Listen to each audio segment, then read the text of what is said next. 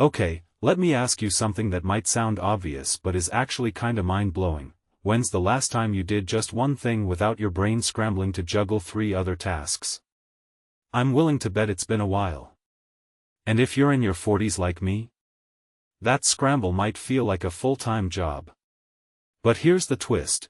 What if the thing we've all been celebrating as multitasking mastery is actually the silent thief of our focus, joy, and maybe even our sanity? Let's unpack this, because my recent experiment with single tasking didn't just change my productivity, it revealed some uncomfortable truths about how modern life rewires our brains. Look, I used to wear my multitasking as a badge of honor. Cooking dinner while replying to emails, listening to a podcast during a workout, folding laundry while helping homework. Obviously that's efficient, right? Wrong. Dr. Mark Weatherall, a neurologist I stumbled across, calls multitasking mentally expensive, and honestly, that feels like an understatement.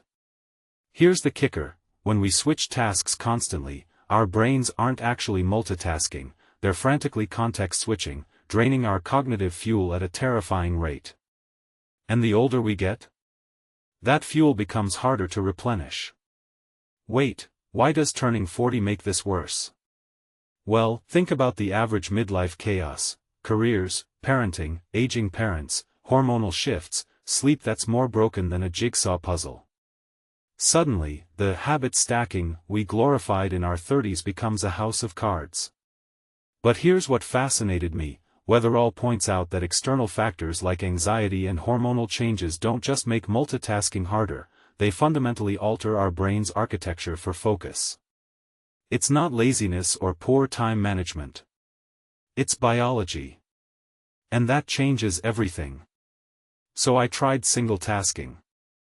And holy moly, did it feel weird. The first time I folded laundry just to fold laundry, my brain screamed, "You're wasting time." My hands felt idle, my mind itched to mentally draft emails or plan tomorrow's schedule. But here's the revelation: that discomfort wasn't laziness, it was withdrawal. We've conditioned ourselves to constant cognitive stimulation, and suddenly cutting it feels like quitting caffeine cold turkey. But what if that discomfort is exactly the signal we need to pay attention? Let's get real about the irony: single tasking is basically mindfulness for productivity junkies. But here's where people get tripped up: they treat it like a quick fix. Spoiler, it's not. The tools I tried, like the Pomodoro app, turning off notifications, deleting social media apps, weren't magic bullets. They were training wheels for a brain that forgot how to focus. And honestly, the bigger win was realizing how many of my distractions were self-imposed. That WhatsApp group that buzzes 24/7? Total illusion of urgency. Now, let's talk about the deeper layer no one mentions. Single tasking isn't just about productivity. It's about reclaiming agency.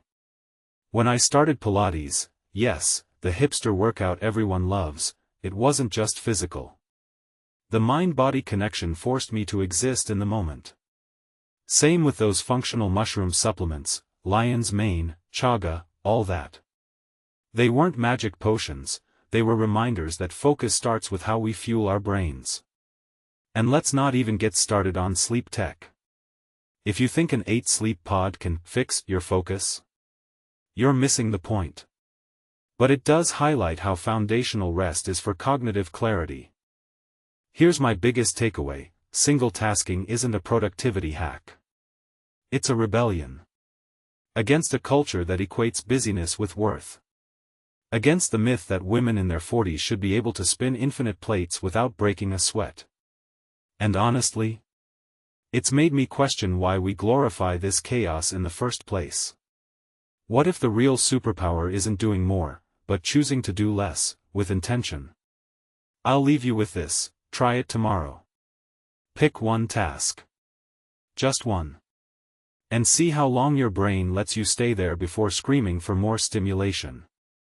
The results might terrify you. Or they might set you free.